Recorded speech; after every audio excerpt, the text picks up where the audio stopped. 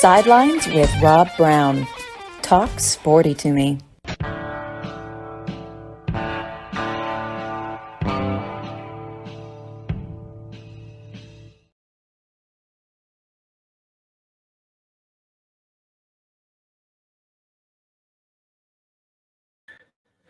Rob Browne here with you on this 2 days after Christmas, Wednesday, December 27th. Took a few days off last Friday, Saturday, Monday, and Tuesday. Glad to be back, man. Lot to cover, and we're going to crank it up today. Got a great lineup. Dudley Dawson, hogville.net, checks in with us in the first segment. Followed up by Vince Ferrara from the Sports Animal up in Knoxville. He should be on location down in Tampa. Then going over to Orlando for the Tennessee-Iowa game. Our number 2, Yancy Porter, Rebel Yell Hotline, will jump on with us. And in the fourth segment, Rodney Ortider, Insider, checks in as Alabama gets ready for their game with Michigan. Ole Miss, of course, the Cotton Bowl. The Peach Bowl against Penn State. And Tennessee, Iowa, as we mentioned earlier. We do it 6 days a week, 25 times a month, over 300 shows a year. Sidelines. Follow us on all social media platforms. This is what we do. This is who we are. We cover the SEC and college sports in the South like kudzu and cotton. So, Dudley, man, I love that background. Merry Christmas. It's unbelievable. And we were over in Grubbs last Saturday morning. Had an awesome duck hunting with a friend of mine. And we went to Blue Jays there in Grubbs and had a phenomenal breakfast, 3 eggs, 3 pieces of bacon, biscuit with sausage gravy. They got an unbelievable little restaurant there and a phenomenal gun shop. And I tell you, Grubbs in that area over there, it is so laid back. It's better than Mayberry. But now it's back to kick it in again. Lots of questions from everybody about, how's Arkansas doing in the portal? What happened in the recruiting class? They've got a chance to make it better in February. So first off, what are you hearing from activity in the portal? Because the window closes, January 5th? Yeah, January 2nd, I think, somewhere around in there. Wow. And it's one of those things that, I think they filled some needs, but certainly have 7 other scholarships left to give. And he went through Coach Pittman went through what he'd like to get in this. It was a linebacker, a defensive tackle, a safety, a quarterback, a running back, wide receiver, and an offensive lineman. Just all the needs that you started with, but you want to get more of those. Obviously, they get a big Christmas addition in Bradley Shaw, the linebacker we talked about on here last week. When a 4-star guy that had offers from many other places, they're excited to do that. And they're probably going to get to Marion Barnett, who's a young man that you're probably familiar with, that is going to visit up here as soon as it opens again. And he's looking like he's going to fill that other running back spot that they've talked about. Now, Kenny Guyton, the wide receiver coach, looks like he's headed to Wisconsin. And you could have a reuniting of Garrett McGee and Bobby Petrino here in Arkansas if that does go through. Well, and keep an eye on Jamarian Burnett. That guy, he's a 4-star running back from Andalusia, committed to Auburn last spring, and then just I don't know what happened. I mean, it may be the offense that they run. He's a north-south runner. He's a big kid. It will fit in what Arkansas does. That would be the ideal place for him to end up. And I would say it's pretty certain he's going to go to Arkansas. Unless Auburn, I don't know why you don't take a guy like that, but he's pretty damn good. Yeah, so it's going to be interesting. There were some people who were disappointed with the overall class.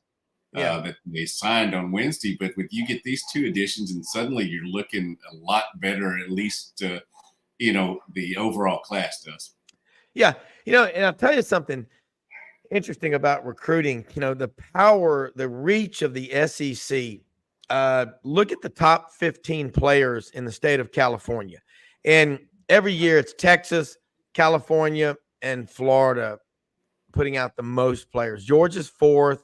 Ohio's 5th, Alabama 6, Louisiana 7, Pennsylvania 8, Mississippi 9, and number 10 is Illinois. People don't ever think about that, Dudley, but Illinois puts out a lot of players. Unfortunately, they don't go to Illinois for the University of Illinois' sake. And I just looking at recruiting in the state of California, that's a tough one. Of the top 15 players, Dudley, of the top 15 players in California, 8 of them signed with SEC schools. And that's a problem. And then Alabama got 2 of the top 4. And so give you a comparison, California allegedly has 38 million people, okay, in their population. And a few people have left in just the last few years. All right. Think about this. There are 30 in the state of California this year, 30 players rated 4 and 5 star, 3 3-star, 3 5 stars, and 27 4 stars. In comparison, the state of Alabama, with 5.1 million people, this year has 5 players rated 5 star and 18 rated 4 star and 113 rated 3 stars. That's pretty damn impressive. That just shows you the emphasis on football. And then of those players in California, I think 3 of the top 6 go to Mater D High School, Mother of God High School in Santa Ana. So, and of the top 15, only 2 players signed with a California school, and that was with Southern Cal. Unbelievable.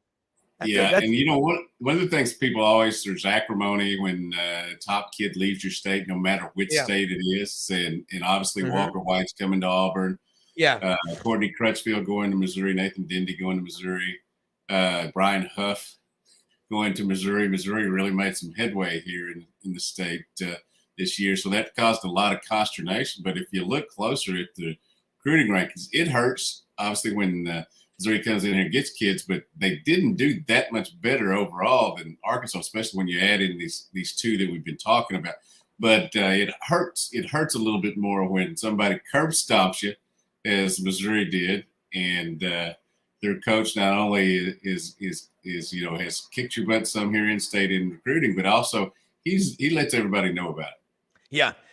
And I mean that will fuel a rivalry. There's no doubt about that. But it just goes when Arkansas does well, and you've talked about this. Tim Horton talks about it when he's on here, even though he's coaching at Air Force. He knows Arkansas well, and him and his dad. When they do really well in state, those are their best teams. And everything bad happened at the same time. But like Jason Caldwell said last week, I've never seen an environment where things can turn so quickly for the good or the bad. Because of the portal, you can plug a lot of holes. So in the portal, Bobby Petrino, he's got him a quarterback. Let's talk about this guy coming in from Boise, and then Jacoby Briswell coming back from North Carolina. Got a lot of Hog fans. We were talking last night over here at the Hunting Lodge, and they're going, what are we going to have at quarterback? I said, well, number one, you got Bobby Petrino to work with whoever you bring in. And if he thinks they're good, it's kind of like, when E.F. Hutton speaks, people listen. Yeah, and it's one of those things that I've said this, I think maybe the last 2 Wednesdays that maybe not every choice in his life I've agreed with when it comes to Bobby Petrino, but quarterbacking, it's hard to argue with him on that because he's had so many good ones. Taylor Green is somebody that has a lot of potential. He's somewhere a mix between Matt Jones and KJ Jefferson. In terms of his size, athletic ability, kind of raw like Matt was when he first got here, although Matt was a phenomenal athlete. So, that gives some people a comp maybe if they haven't watched him on video. But Jacoby Criswell is a young man who, is here from here in the state in Morrilton. He's got a lot of backers. He didn't really get to show much in the Missouri game because Missouri's defensive line and it was all on him. And obviously the offensive line at Arkansas, which is being rebuilt, obviously, didn't really give him a chance. But I think that's going to be very competitive. You got Malachi Singleton as well. Who's still here, the young man that they recruited in the previous class. And then KJ Jackson. I'm going to have to watch myself over the course of the next 3 or 4 years, I guess, because KJ Jefferson is headed out. KJ Jackson headed in terms of quarterbacks. And so they feel like they've got a pretty good room there. And you've got a quarterback coach that, will get a chance to get the best out of him. And I think he probably will. Update on KJ Jefferson. Latest. Well, he stayed with Arkansas until he got the last check of the NIL from the bank that he had to deal with. Had to do that, before he had to be still on Arkansas's roster when Vols started. He got into the portal right after then.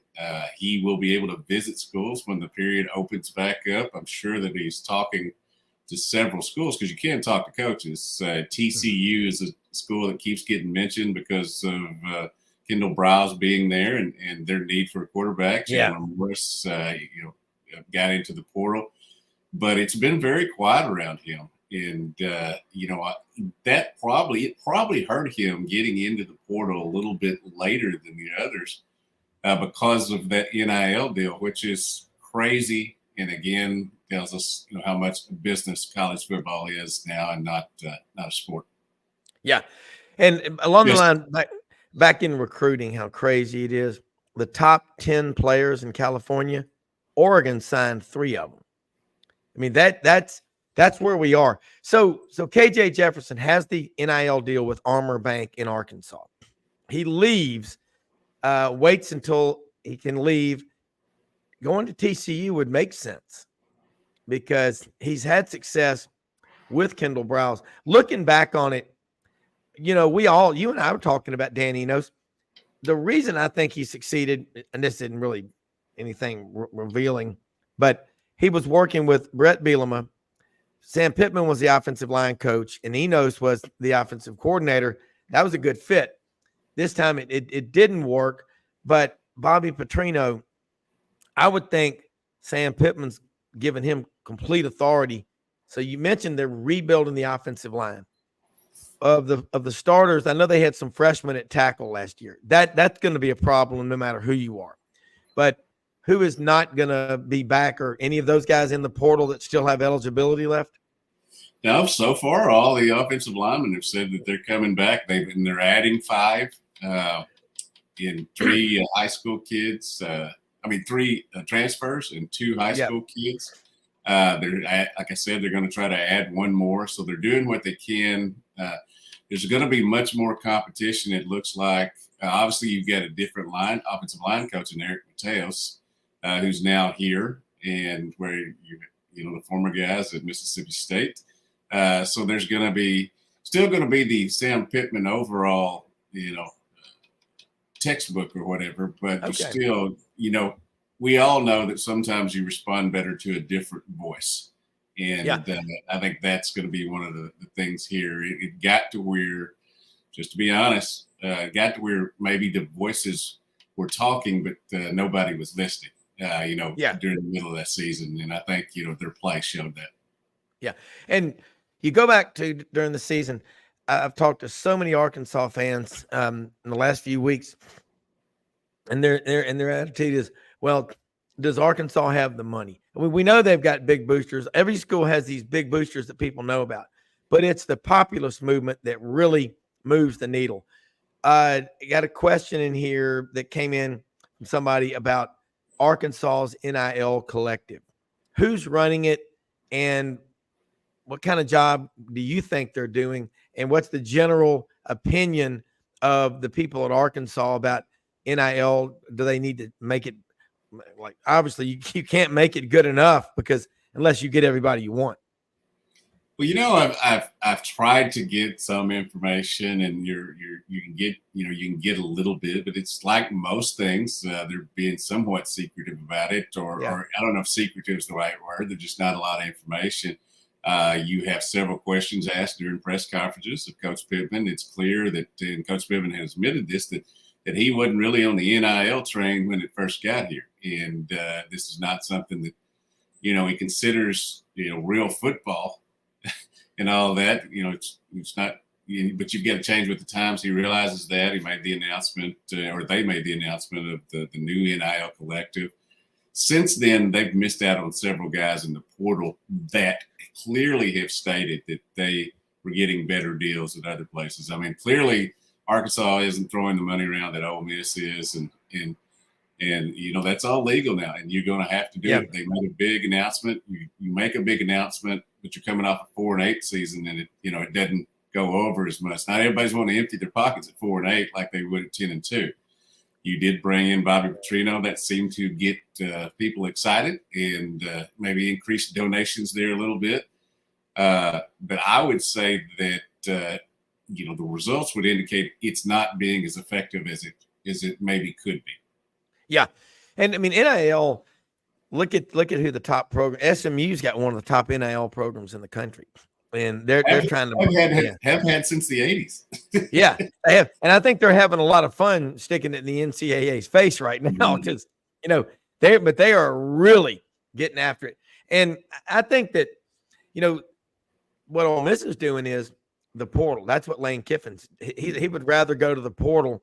He's got that NFL mentality, having coached in the NFL, growing up with a father who's an NFL coach, brilliant defensive coordinator. So it's different at every school. But you look back, if the offensive line, if Arkansas, you say they're bringing in, everybody's staying, they're bringing in 5 new players. That's going to be a huge plus for them if they can get the offensive line fixed. Yeah, and I should say Joey Sua did transfer. He's a freshman they had here this year. He did transfer to Arizona State, so that was one guy, but he had not played. The guys that were on the line last year and that you would hope would improve from this year to next year are all coming back, and then you're adding in 5 more, at least 5, probably 6 more additions. And these are guys that are from San Jose State, Michigan State, some places that they have played football. So you're not bringing in guys who've never been on a football field against a Power 5 team before. Yeah, and we talked about this last week. There's maybe 25 really good offensive linemen out there, really good. And so in the SEC, if everybody's goal is to sign 5, do the math. You've got to add Texas and Oklahoma. That's 80. So you're getting 5 and 75 others for the rest of the conference. So there's 25 good ones. I mean, you better have a great coach at developing. That's why Sam Pittman, the more time he spends with the offensive line, the better. And I think what happened with Arkansas last year, the offense was so poor that he wasn't able to help out with the offensive line like he normally does, and it just compounded the problems. But these 7, I had this discussion with some smart football people. We've all been going to a lot of Christmas parties and talking a lot of football and hunting. And it was everybody agreed. And I want your thoughts, Dudley. The 7-on-7 camps, it's all about the skill players, and the linemen are just getting pushed over to the side and ignored. And there you go. That's why you're just not seeing these kids that are coming in as true freshmen. And you don't see it that often anyway, but you're seeing very few of them that are developed when they get to college. Well, if you listen to scouts, you listen to high school coaches, very rarely when you are talking about an offensive lineman being recruited, do they use the phrase, he's a great run blocker. They say he's great in pass protection, and that's because of how the offenses have gone, to the 7-on-7 mentality. Yeah. There's nothing wrong with it in terms of, trying to win football games and getting your athletes in space and being able to make plays. But it does hinder, basically the whole philosophy of you win in the trenches. And it's tough, as you said, to go get a lot of great offensive linemen. They have to be developed more now than you get them. That's something that has always been the case here at the University of Arkansas. They've had a lot of guys that have come in and been okay developed in, got into weight room, developed in, got great coaching, because Arkansas's had great offensive line coaches here in the past, and been able to develop. That was not the case this year. Whether it's strength and conditioning, whether it's coaching, whether it was just misses in recruiting. And I hear people say Arkansas hadn't recruited well enough in the offensive line, and they try to use that as an excuse, but they got 4 stars that were the best in the state. They're regarded as the best in the state. They've got some others that are 4 stars that are regarded from the best in other states. It just hasn't worked out. Now, why? If I could put my finger on it, I would be a consultant. And I'm sorry I wouldn't be up at 8 o'clock this morning.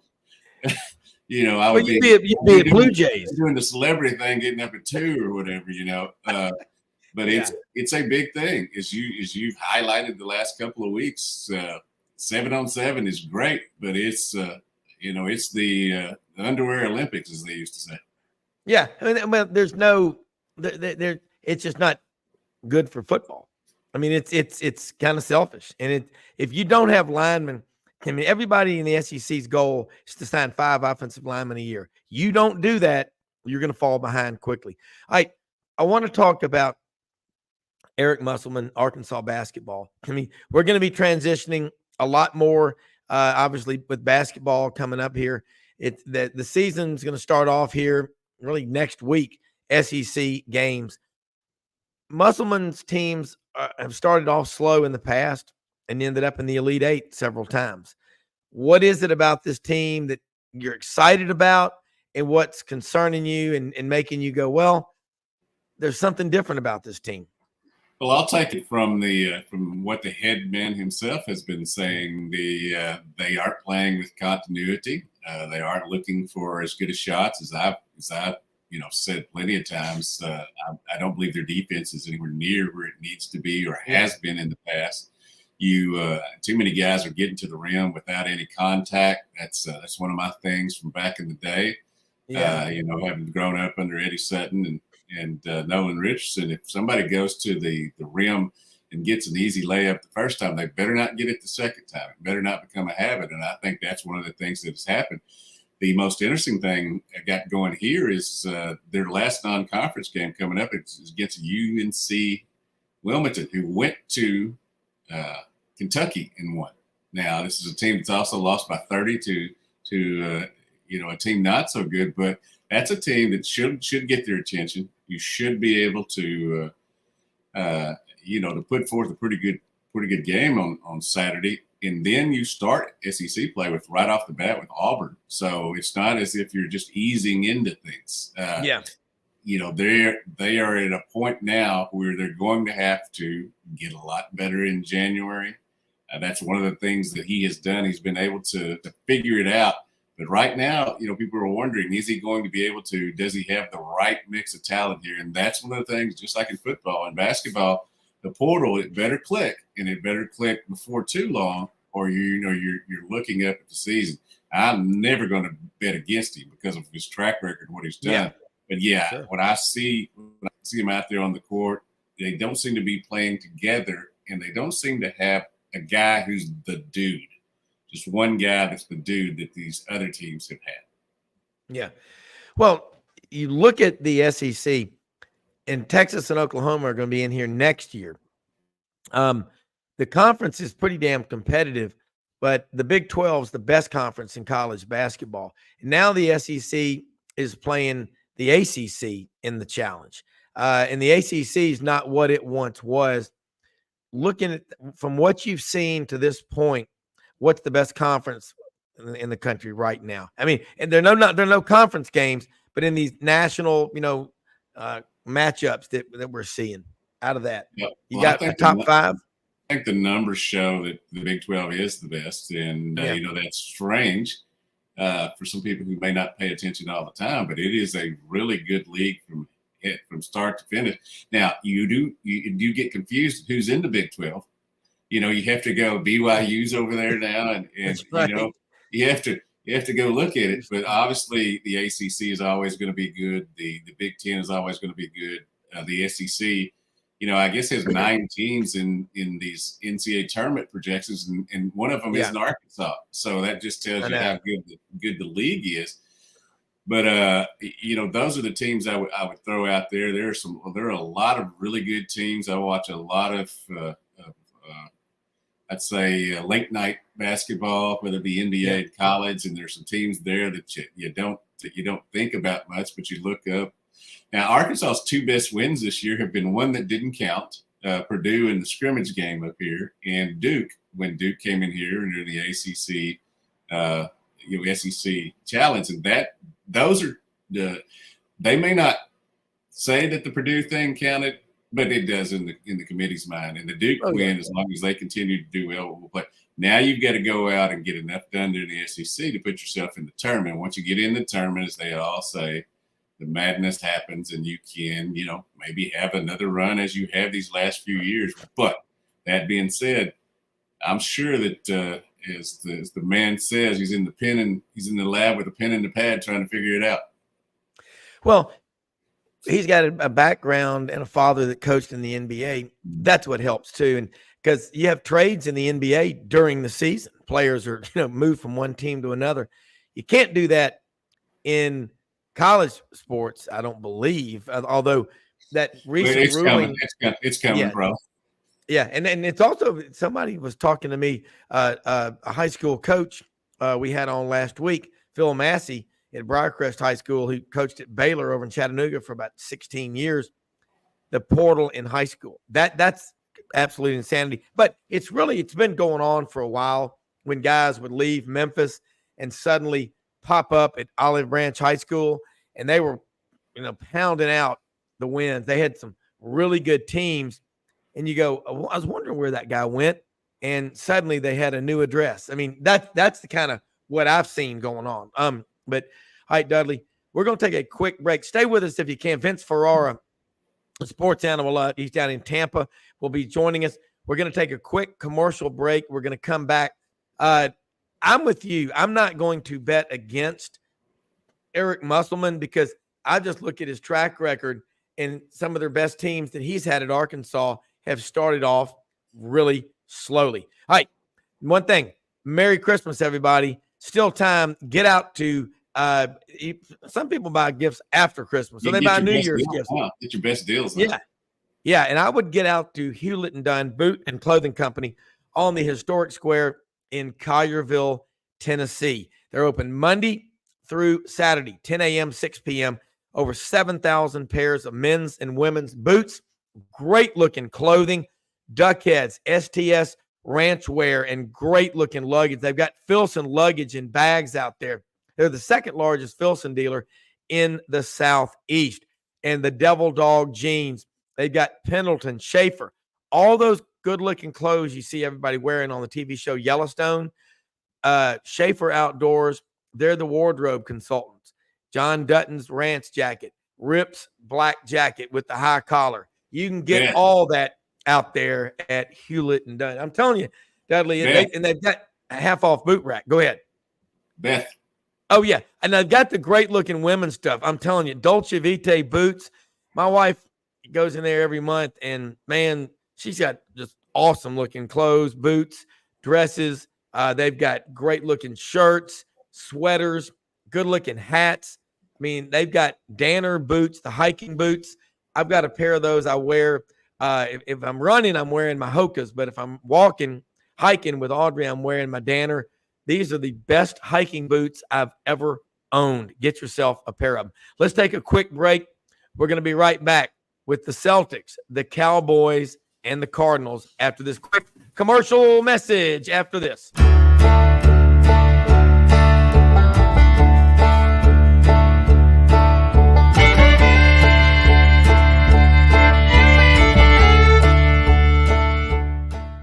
In a perfect world, you'd set a health goal and results would happen overnight. In this world, the real world, it takes time, dedication, and the right support to achieve your best self. The Vitamin Shop's health enthusiasts are here to make sure you're not wasting a single moment on the wrong supplements. From the highest quality sports nutrition and superfoods to the most sought after trends, you'll find a huge variety of science-backed solutions for every goal. And the people to help guide you along the path to greatness. Unbelievably, every 2 minutes in our communities, a child is either bought or sold for sex. I am R.A. Dickey, board member for the Nashville Anti-Human Trafficking Coalition. Join me and millions of others in our fight against human trafficking and for its victims by helping to educate the most vulnerable among us, our middle and high school students. Go to nhtcoalition.org, become a partner, and help keep our families safe, because none of God's children are for sale.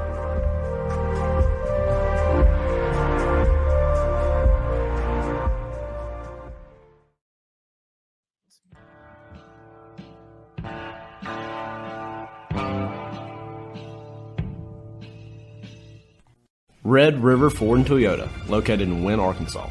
If you're in the market for a new or used car, truck, or SUV, call, go online, or drop by and see them. Located 45 minutes from Memphis, go off the 4-city exit on I-40 and go north about 15 minutes on Highway 1. Easy to work with and still believe in customer service. If you live out of town, they will deliver your vehicle to you. RedRiverFordToyota.com. Just see what they can do.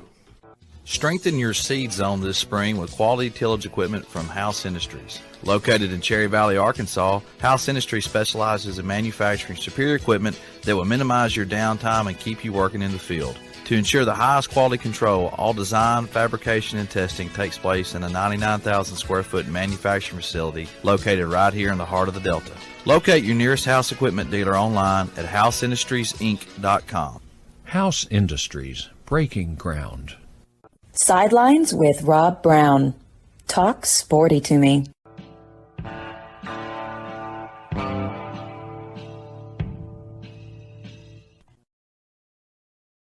All right, Rob Browne back here with Dudley.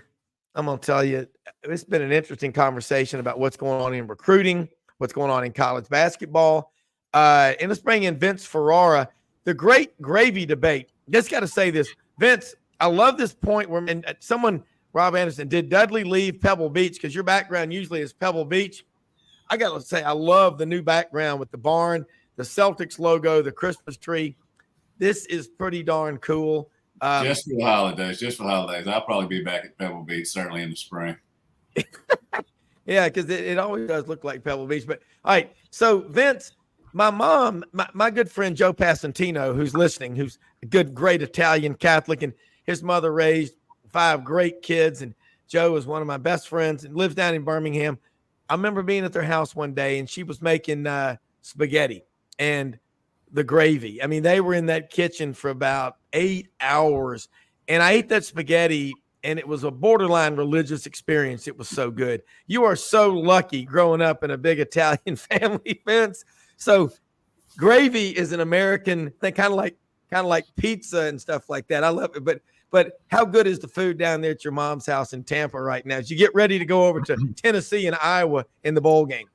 I tell you what, to prepare for it, I eat better these days. So honestly, I'm splurging here, eating the pastas and the breads because I normally don't do it. You know, I lost some weight, and it makes you feel better about splurging when you don't eat like that, you know, the rest of the time. So I have certainly indulged, so to speak, but it's around, man. The traditional, stereotypical, incredibly long dinner tables with just, you know, so many people there, so many family members there. We certainly had that. And one thing on the sauce, the 8 hours of cooking, I brought that up to Mom also, and she said, look, the sauce doesn't take that long to make all day. Yeah. Typically for Italians, it's when you put the meat in it and then you add other stuff to it that it'll take longer. But the way Italians, they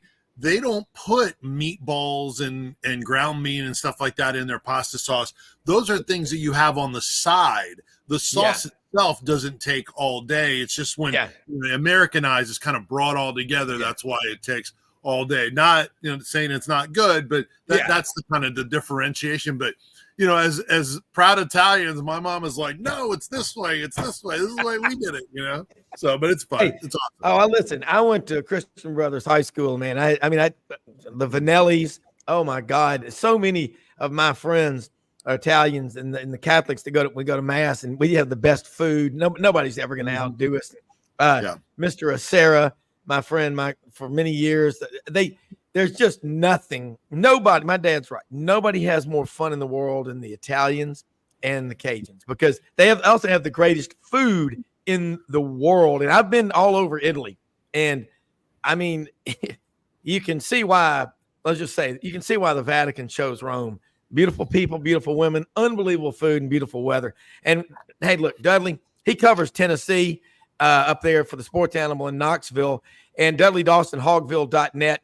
And we've been talking about the recruiting, the portal, all the stuff going on, kind of Musselman's slow start at Arkansas, but don't bet against them.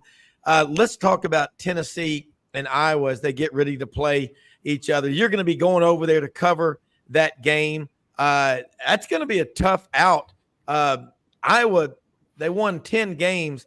They get the 2 and the 3 stars at best, but they do a great job of developing them. But these Big Ten teams, when they come down here for a bowl game, it's like their Super Bowl, Vince. That's what you always have to look out for. They come down here and they're bringing 30 or 40,000 fans with them probably. Well, the last time Tennessee and Iowa met, I think it was 2015 in the Gator Bowl. Tennessee had many more fans than Iowa did. I expect Iowa travels well to Tampa. Wow. We'll see how they do in Orlando. I wouldn't imagine it'd be drastically different, but yeah, Tennessee will have the bigger fan base. There's no doubt about that. You know, it's a matchup of terrible offense. Iowa 124th in offensive efficiency and 5th in nationally in defensive efficiency. So they've only given up 4 rushing touchdowns all year. That's something that Tennessee has been good at and running the football. Although Tennessee will be, and we'll get into the roster conversation, they'll be without their 2 most experienced running backs that have both moved on. Jalen Wright opted out of the bowl game, and he is declared for the NFL draft.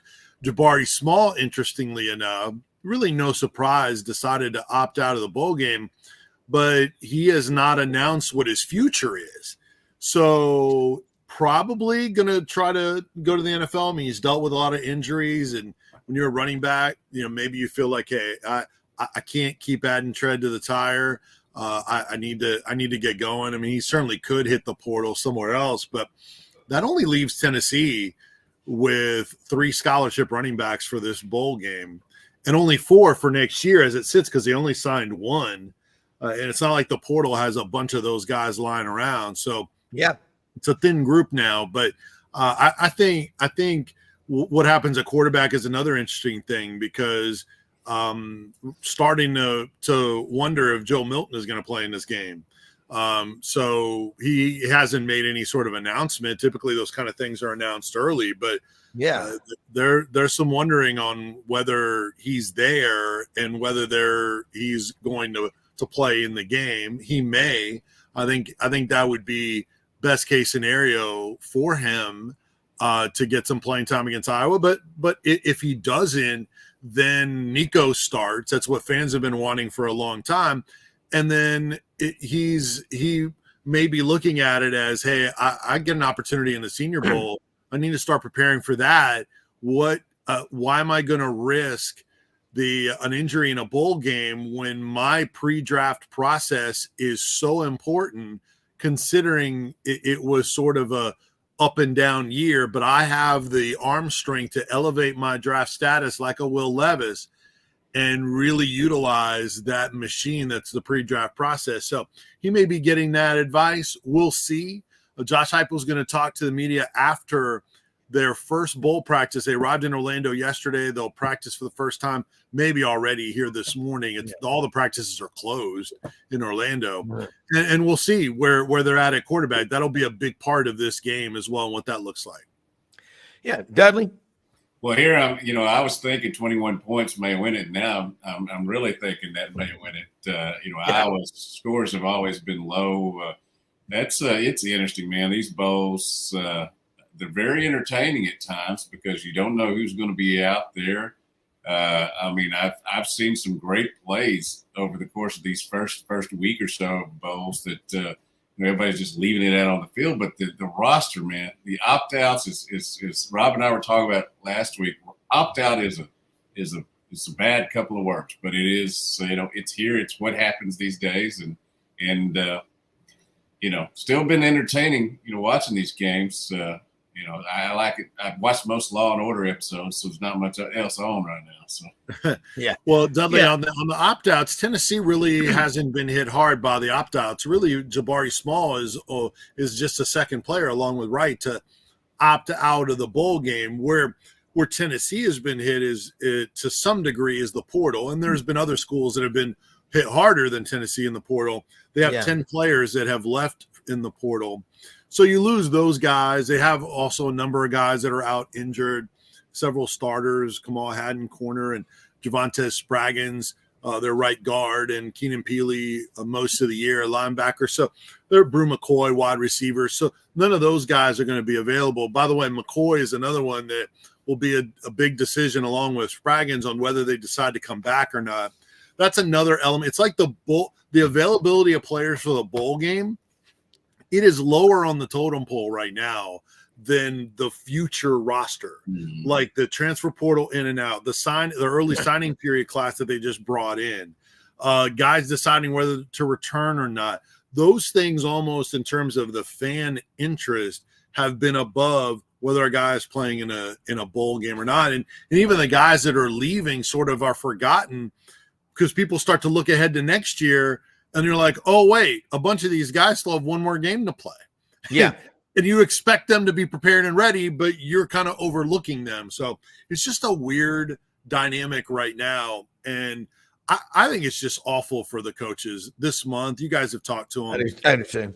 It's never been like this before to this level. It is crazy. I don't know how all those coaches aren't just physically and mentally beat down right now. Yeah. I mean, who could enjoy Christmas for these guys on a college football coaching staff with everything going on?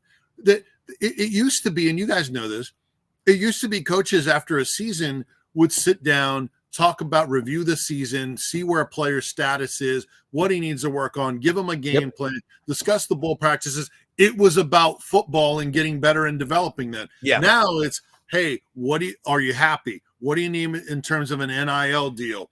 Are you going to transfer? Do you know anyone at another school that might want to come here? All these things that are outside of the actual developing of football players, coaches aren't doing that. It's very unfortunate what is going on in college athletics. I know fans are like, well, they get paid a ton of money. Who cares? Just deal with it. Well, they got paid a ton of money before, but it was about football. And they can make your football team better rather than like recruiting your own team and recruiting and evaluating every player in college football and on top of the signing class. It's just a mess right now. Yeah, and I'll say the valuations, that the lack of evaluations really hurt. And having this December 20th signing period, if you're going to fire your coach, you got to do it about the 8th game of the season, 9th game of the season. Then you go through purgatory. You don't know who the hell your coach is going to be. And then you've got that quick window for December signing period. Guys going into the portal. You're right. And we need to go back, scrap the December signing period, and go and sign the kids in February like we've been doing. And that always happens. Some guys just pop up that got missed or whatever. But I'm with you. Yeah, they get paid a lot of money. But the assistant coaches and everybody, the burnout rate, Dudley, I bet you is as high as it's ever been. And that's why it'll correct itself. And I hear what you're saying about the pushing the early signing period back and doing it in February, but there are so many kids who come in early or transfer at midterm now. There are 24, it'll be 25 now. I think 22 of the 25 that Arkansas has signed will be here in January. So, that February wouldn't even factor into them. So that's probably one thing that will keep the early signing period there. I loved it when it first started out. Now I'm like, it's just I feel sorry for guys like Alex Kirk who covers our football recruiting. It's just night and day, all 365, 24/7 for him. Well, it used to be that the early signing period was to get a jump from a football standpoint, right? To try to get acclimated, to maybe have an earlier chance for playing time, all that kind of stuff to be developed more with those extra practices in the spring. Now you have an opportunity to do it in bowl games. Oh, wait, no, the real reason is NIL, because these kids want the NIL money. You think if by moving the signing period back to February, that these kids are going to be like, oh, I'll wait for my NIL money? No. Yeah.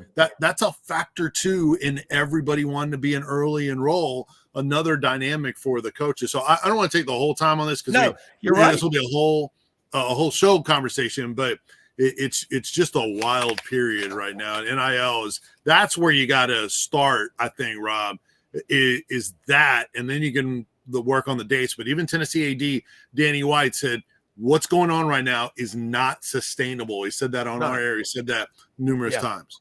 Last thing I want to throw out there before we get off this topic is the only positive about Arkansas not making a bowl was they didn't have to deal with bowl practice and all that during all this month of revamping the roster. Nobody wants to miss the bowl, but at least they've had that, by the way, official announcement. Kenny Guyton is now going to be at Wisconsin for sure. So Arkansas will be looking for a new wide receiver coach. Garrett McGee, Damian Craig, we'll see. Well, all this, the guys that don't sign until February, they can still come in and enroll in school, I believe, in January, and they just don't sign their papers till February. But I think y'all are both dead on right. Danny White, the AD at Tennessee, is absolutely right. It's unsustainable because everybody's running around with their hair on fire with NIL. I talked to people off the record on NIL, and I mean, again, on the surface, I don't like it. I don't like paying people 17, 18-year-old kids before they've done anything. Anybody with kids, anybody with gray matter in their brain that's functioning knows that doesn't work. And that's why it's right now it's happening, but we don't need the government involved in trying to fix this. They could screw up a 2-car funeral. They do it every day.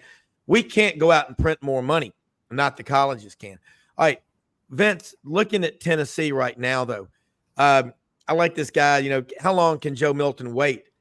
And we do a terrible it's an injustice, I do, of butchering some of these guys' names. DJ Ugla, the Clemson guys. Okay, I don't know what I have a mental thing about that.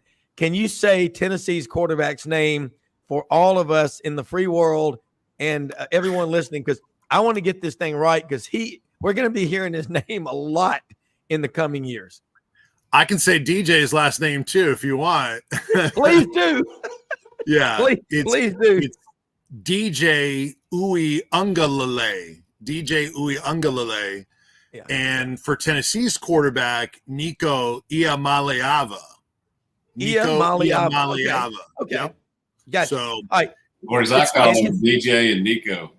Exactly. Yeah, right. Trust me, our fans call him Nico too, and there's nothing wrong with that. The players and the coaches do also, but fans have wanted him to play for a good part of the year, and especially because Joe Milton didn't get off to a spectacular start. His numbers overall were okay, but they just weren't explosive in the passing game. And it wasn't just Milton. It was the receivers. It was the pass protection early in the year until their starting center, Cooper Mays, got back in the lineup after an injury. So it was all a part of that. But Nico is who fans have wanted to see. He's the 5-star. He's sort of the NIL guy that was talked about. Lots of stories written about him, but he's handled himself really well. And I don't, doesn't sound like he was ready at the beginning. So he's been okay with not playing. Oh, by the way, you need to develop. and he's a really thin guy, 6'5", crazy 6'6", crazy athletic, can throw on the run. He is a better fit for the Heupel offense than Milton was. But it's just a matter of now him, if he gets to play more in this game or all of it, I think that will add juice to this game that fans have not had a lot of, honestly, going in, because of the opponent, because fans have been more than ready for Nico. Fans have said, well, thanks, Joe, for staying, but this game doesn't mean anything. You need to develop for the future. So fans have wanted to see Nico, and we'll see if that is an opportunity for him. We'll find out. If Josh Heupel is asked about it today after practice, I won't be there, but that will be interesting to see where that quarterback situation is, because there is growing speculation on whether Milton will play, whether he'll opt out. To me, those things typically come early in the process rather than late in the process. Yeah. But you never know when the advice that guys are getting, and once you get to the bowl practices and travel, then that's a different story. So we might learn more later today on what the quarterback situation is, but he's a guy that will add juice to the fans. And Cooper Mace mentioned in his return as a starting center that Nico was part of the equation. He wants to be able to help him and block for him. And Nico is a help in recruiting, especially for those skilled players. And they did add at that wide receiver position in the portal and in the signing class. Yeah. And looking at it, talking about quarterback, I mean, Dudley knows KJ Jefferson has been at Arkansas a long time. He's moved on, and he may end up, I don't know, TCU or whatever.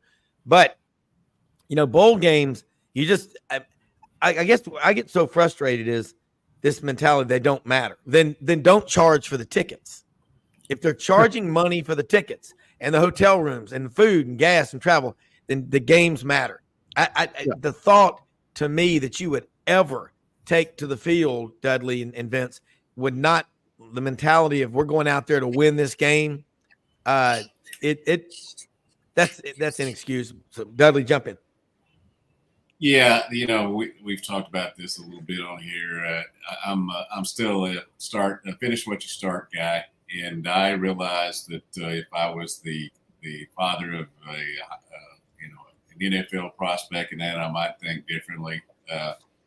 But it's just a matter of, it used to be fun. Everybody got great gifts. You went and played a great game. You had one last hurrah. Now it's the beginning of the new season, not really the end of the old one. It's a reward. So, yeah, it's not meaningless. It does mean something to those guys. It's a trip. By the way, it's supposed to be a reward for the fans to some degree as well, to get a good trip. And they're trying to help the student athlete and encourage participation in the bowl games, because these postseason games don't count towards your eligibility to retain red shirts. So all these things, the movement of the players and the red shirt rule, all these things are geared towards trying to help the student athlete and do more for the student athlete, because they have been shortchanged in the process for so long and not getting a big enough piece of the pie. So I do think once you're in there, especially once you get to bowl practices, it ramps up. It does matter. I think you'll see some teams be more motivated than others. My USF Bulls, my alma mater, they were ready to go. But you could kind of see that, like, in terms of motivation, they look like a team that was excited to be there after bouncing back with Alex Golesh, a former Tennessee OC, as their head coach, coming off of one win. Syracuse, so much turnover, disappointment for them.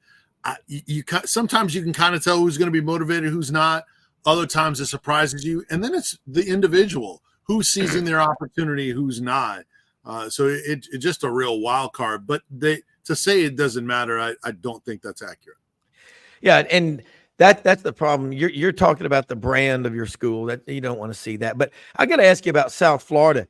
Didn't USF get $300 million from the Florida State Legislature this year to do improvements on their stadium? And if so, that's a huge story. They are getting an on-campus. I was talking to a buddy of mine over lunch here yesterday. They're getting an on-campus stadium. So that's going to allow students to be able to go to their games. I think it's like 35,000 capacity, something like that. But that's what they need. Like when they play their games at Raymond James Stadium, home of the Bucks, they could get 25, 30,000 in there, and it looks empty. Because it's a huge stadium, whereas now the supply and demand will be closer, and then it will have a different sort of vibe and feel to it, and it'll be easy for those students to be able to go to your games and support the team. Tampa's a very commuter areas, a lot of transplants down here. Yeah. USF is very much a commuter school. And so that, to have on campus there when they've grown that element, it will make it much better and assist Alex Golish and that staff to try to continue to build that program. And I'm sure they want to be in whatever power conference layout there is in the future, but I got work to do still to get from that. But that stadium is a part of that equation. Yeah. And look at SMU. I mean, I'm 23,000 in that stadium. I was watching that First Responder Bowl yesterday. That's pretty cool. Nobody from either Texas State or Rice quit on their team. They all played in the bowl game. Granted, those are not top 10, top 25 programs right now, but it's good. I love the college bowl games. I think people quit saying if you say they're not a bowl game, it's a college football game. It's a good. I just love to see all the different matchups. We stayed up late last night watching Kansas and UNLV. Lance Leipold, guys, is a hell of a coach. I mean, he is Kansas. Think about it. They went 0-9 in 2020 in the year of the virus lockdowns. 0-9 with Lester Miles, and look at them now. I watched them play Arkansas last year. Was it 3 or 4 overtimes in the Liberty Bowl? Arkansas got the win, but this is where you start seeing college football all around the country. We're myopically focused on the SEC, but you start next year with the 12-team playoff. You're going to see people doing a lot more like they did this year, watching Pac-12 because Deion got people excited about what they were doing. But I do think it's going to be great for the ratings in college football going to a 12-team playoff. Do y'all agree? Yeah, and the results of these games, those have there's no tangible evidence that impacts your next season.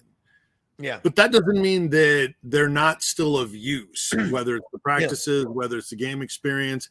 It doesn't guarantee you anything moving forward the next year. Tennessee is a great example. They lost to Purdue after Heupel's first season. They followed up with their best season in a long time after a bowl loss. And then last year they beat Clemson in the Orange Bowl. So exciting to cap off that great regular season, great season. And then they lost a few more games this year. So it doesn't guarantee anything, but it doesn't mean it's totally useless. It's still fun in a lot of ways, even if it doesn't mean what it used to for a lot of people. Yeah. And Dudley, and Vince, that you talk to these guys, as they get closer to the games, then they start going, you know what, I'm on a team. And we gotta quit coddling and making excuses. We're all finish what you start kind of guys. I mean, that's the key. Dudley, we're about to take a break. Let people know, both of y'all, how they can follow you and keep up with all the great work that you do, because man, this show, we bring on the best guests like y'all. It's a team effort, and I learn so much every time y'all are on here. I think the one thing to take away from today is I still DJ Ungalalea and Nico Ialama Liva. Oh my God, it's a mental thing, but Nico and DJ. I'm with Dudley. I mean, this is Jim in Tracy City. Coach, I'll hang up and listen. I was asking about the quarterback situation. I love those calls. Yeah, hogville.net is our website. Great group of guys I work with, put out a lot of information. I got a story up right now on my late friend Charles Ballantyne, who will be honored tonight at the King Cotton Classic in Pine Bluff. It's coming up on 40 years since he hit a shot to beat Michael Jordan in #1 North Carolina in Pine Bluff. So they're honoring him that tonight. So that's a good deal. Not going to be able to be there. I'm having some stomach issues. But and also the high school is Fearless Friday, still writing some football stories, but also we're revving up the killer crossover section of high school basketball. So those are where you can find me, and you can obviously follow me on Twitter at Dead Sports, which is good when my teams win, not so good when they lose. Yeah, well, X, Twitter, whatever it is, that's our new newspaper. Vince, you got to head over to Orlando Now, what day is the game? Saturday? No, it's New Year's Day. Okay. And so I got a little time, but Friday I'm going to spend the day in Orlando. They have media day there with coordinators and players, and I'll tape the Vol Network pregame interview, which I do before every Tennessee football and men's basketball game. And then they have an event at Top Golf that night. We'll go shoot some of that, players having fun, that kind of stuff. So they start practice today, and so there'll be other avails, but I'll be there Friday and then go back on New Year's Day. So, and try to hustle back so I can watch those playoff games, those semifinal games that'll be going on New Year's Day as well. So it'll be you enjoy that weather down there. I've got 39 up here today. Yeah, it is. It is. Oh, look at that. Who is that? Daphne. She's my mini golden doodle. Say hi, There Daphne. you go. There She's you go. an angel. So That's about to hold up thread down and puzzle with her, piece moved out. That's a good look. How old is that dog? she's 7. She's a rescue mini golden doodle. Yeah. So There you go. No, we've got those are cool dogs. I'm gonna tell you what, we've got one of the guys over here's got it's a golden doodle. Yeah, it's what it is. And it's big, named Emma. Big dogs. I mean, I love all dogs, man. Hunting dogs, strays, you name it. If they'll come when I call them, I love them. I'm with both of y'all. Hey, well, I'll tell you something else. And we're just kind of going into hour number 2. Yancy Porter is going to join us here in just a minute. But what both of y'all are saying, this stuff, it'll fix itself. And a lot of people tend to get down. But being in the stock market as I am, in addition to doing this show as an advisor, it's always darkest before dawn. You're already seeing I like this, the better programs keep their players. I think there's a better effort now of coaches. If you spend time with these guys and the coaches show that they're developing the players and interested in their long-term development, I think more of them will stick around. If they don't feel like you're really invested in them, they're going to probably hit the portal. I think that's what's going on. But great stuff as always. Thanks both of y'all for being on here. We'll do it again next week. Merry Christmas, and get up, stretch out, move around. Don't be on the couch for 12 hours straight like it happens, because all this good food will really whack you. But we'll have both these guys on next week. We'll be right back for hour number 2 on Sidelines.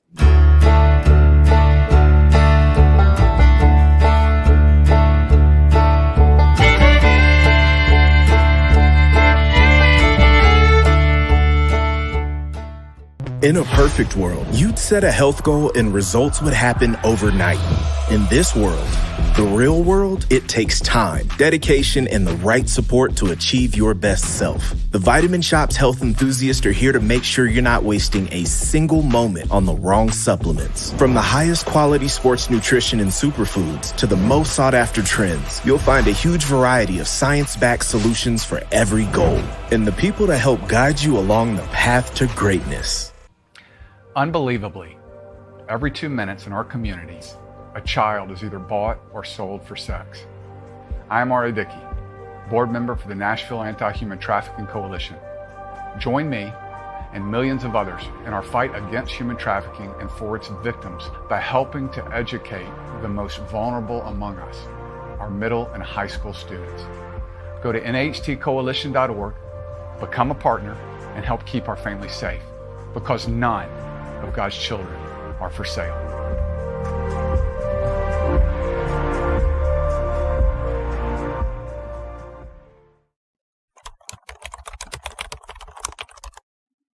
Curve everything else. Win, win, win, win. These ops ain't lit. Mommy. Win, win, win, win.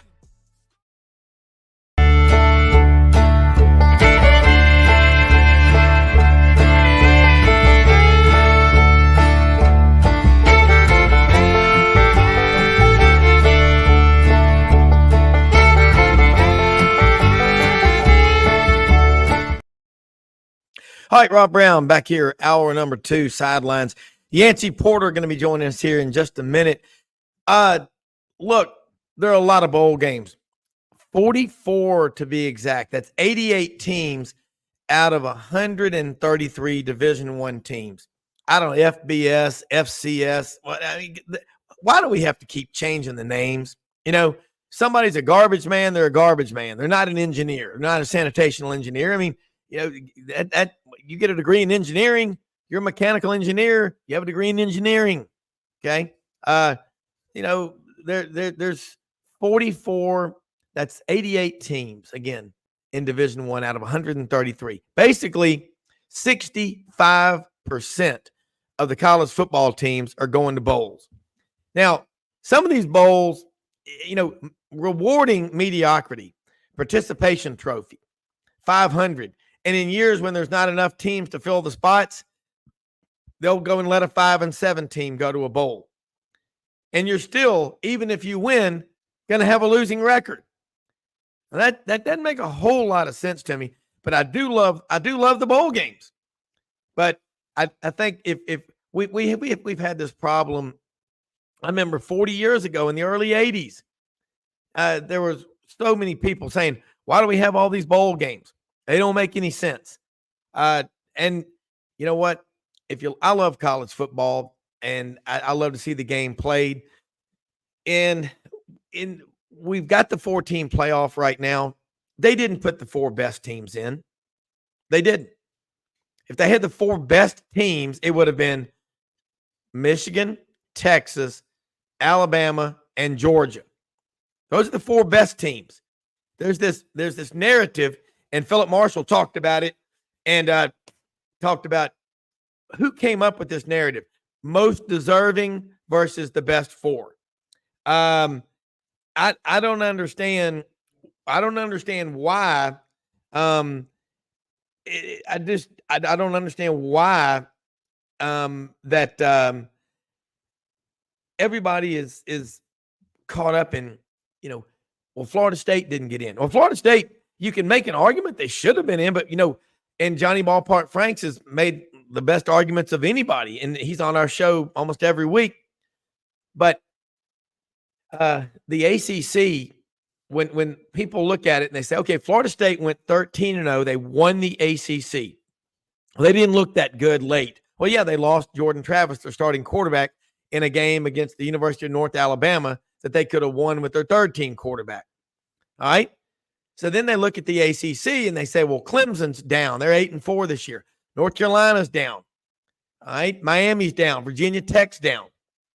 That's where this is all coming from, is that so when you want your conference to suck, you want everybody to lose except your team, what'll happen is if you go undefeated in your conference and the other team, well, Louisville won 10 games, but Clemson and Virginia Tech and Miami, North Carolina are down.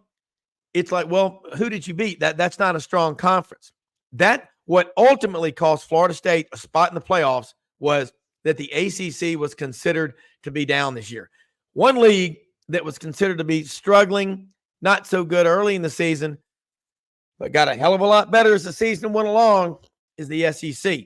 Yancy Porter, Rebel Yell Hotline. Catch him Monday nights, 6 p.m. Central on Sports 56 WHBQ and Super Talk Mississippi. The man from Hattiesburg, Mississippi, who has watched every bowl game in its entirety without leaving the room via a catheter tube, Yancy Porter. Yancy, how are you? Merry Christmas. Doing great, my man. How about you? Is that true that you watched every bowl game in their entirety? No, not at all. All right. I watched a lot, but the real bowl season starts today.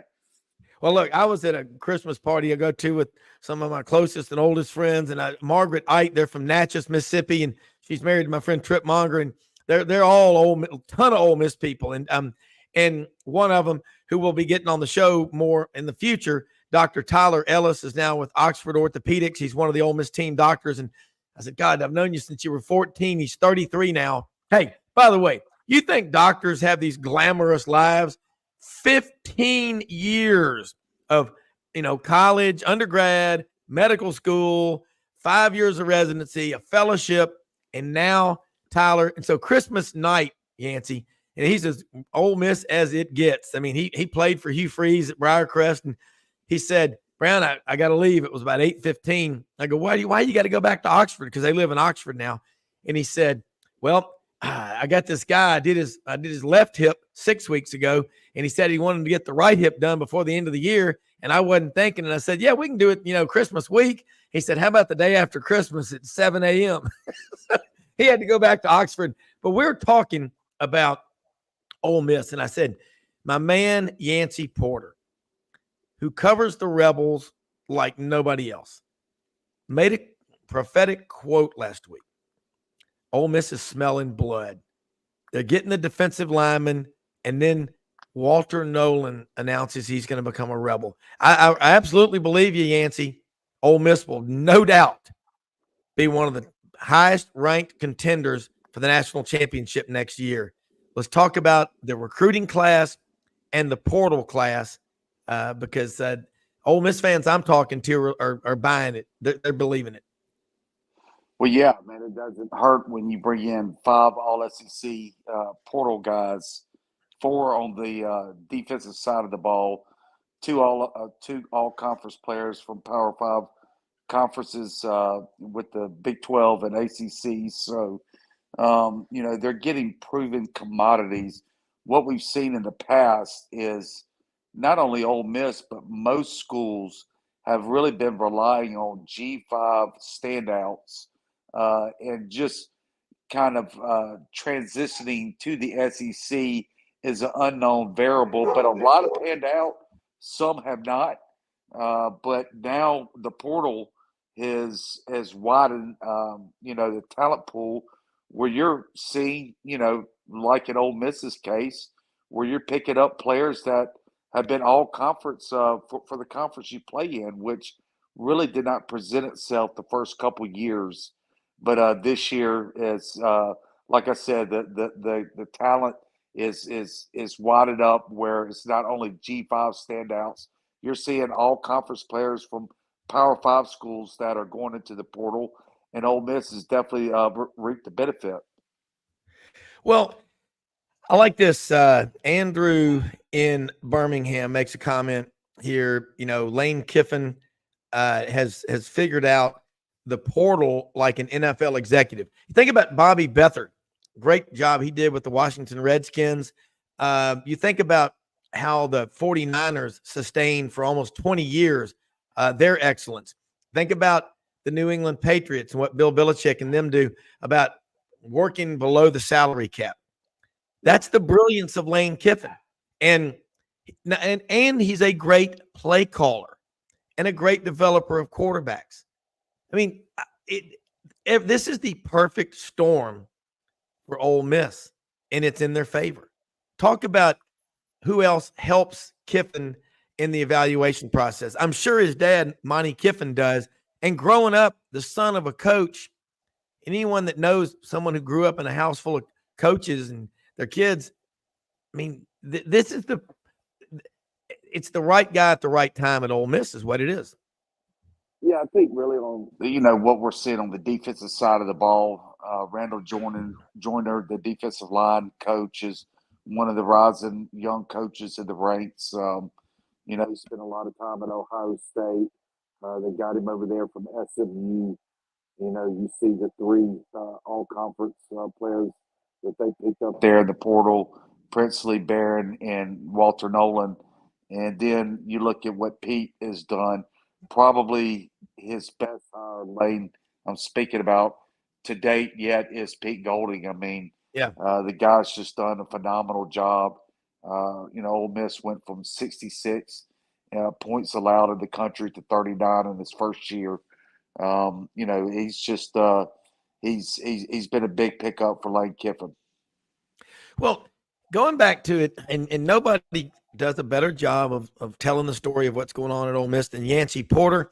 Check him out Monday nights, 6 p.m., Sports 56 WHBQ in Memphis and Super Talk, Mississippi. The great crew, Chuck Rounsville, Gary Darby, Harry Harrison, Gordon Ford when he's there.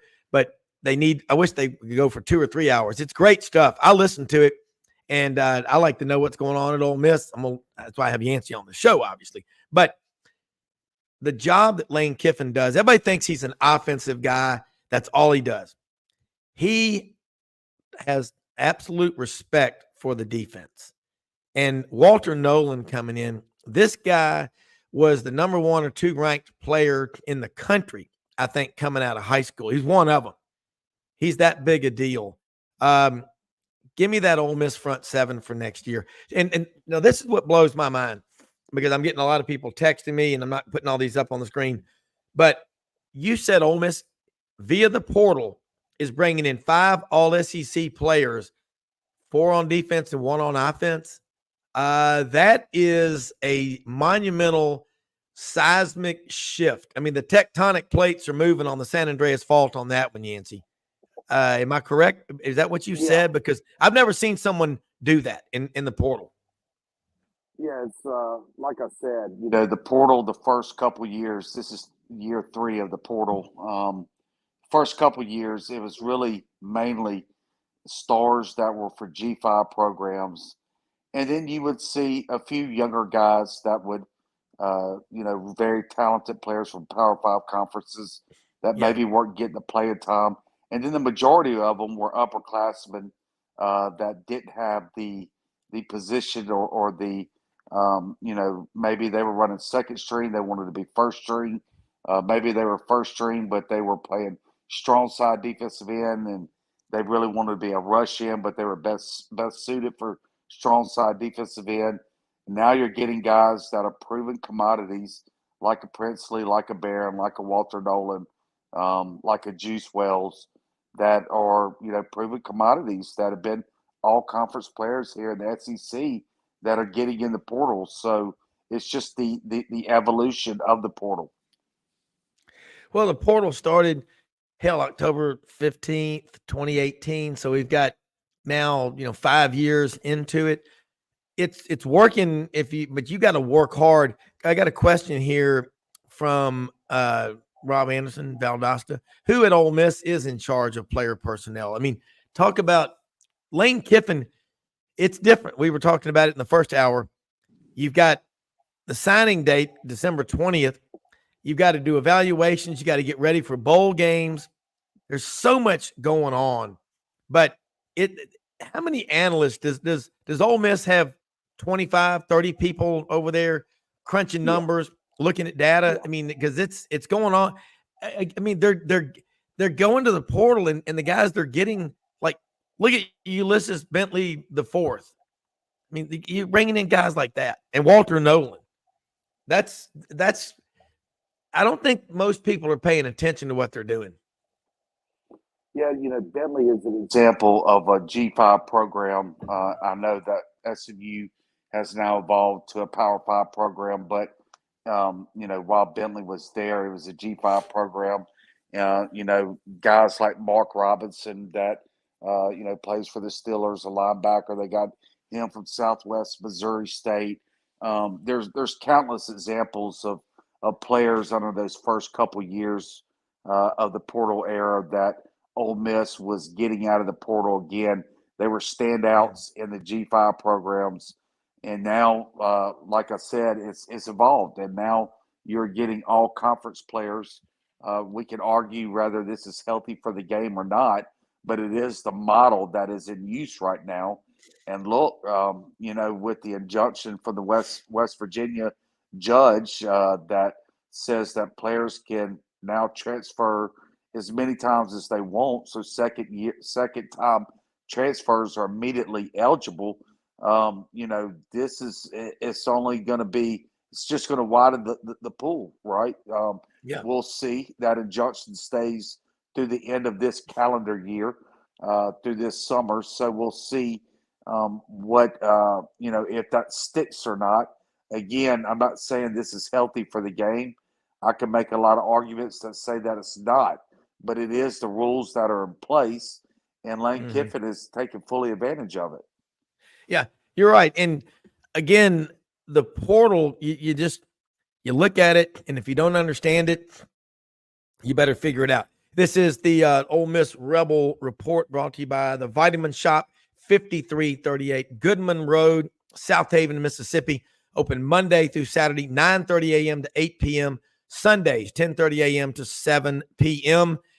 They also going to open up a location in the first week of March down in Oxford, Mississippi. The Vitamin Shop, things you need to know. I go there and I shop. I buy a lot of stuff from there. Probiotics, I get the goo, the shot blocks, all that stuff that I use working out, biking, running, swimming. Great stuff.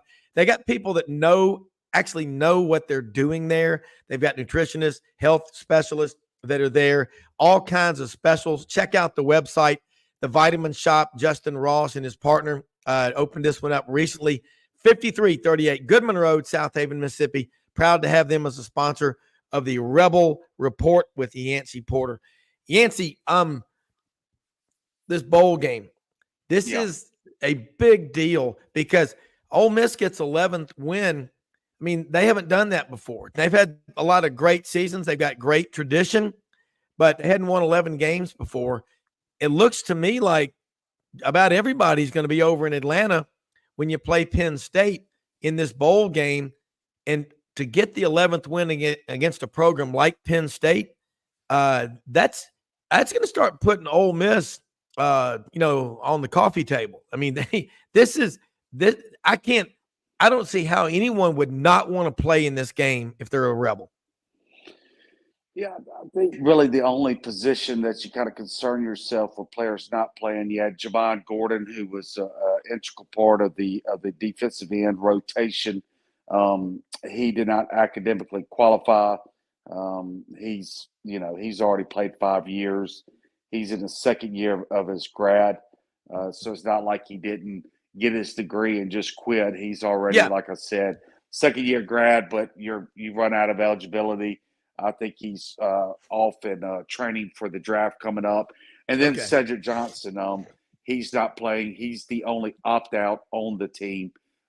He was their leading sack go-getter for that defensive line, led the team in tackles for a loss. So you're looking at two of the three key components there at defensive end. Ivy will be playing in it. But if there's one position that you might have a little concern there, is that out of the three DNs you really leaned on this season, two of them will not be playing in the game. So that is a little bit ahead of there. As we know, Penn State's top defensive player, leading tackler, top linebacker, he's opted out of the game. So that kind of negates, I guess, what Ole Miss is losing there at defensive end. But look, I mean, Penn State's a heck of a football team. They lost to two great football teams there in Ohio State and Michigan, and they played them tough. Both those teams. So it's going to be a great matchup. Oh, I mean, it will. And I would imagine Ole Miss is going to take 25,000, 30,000 people at the very least over to Atlanta. About right? Yeah, it'll be, I would imagine probably a little bit more than that, probably around 30, 35. Yeah. And I think Penn State, both schools sold out their allotment, both that requested for more tickets, both sold all their tickets. Penn State's never played in the Peach Bowl. They've got a lot of optimism for next year.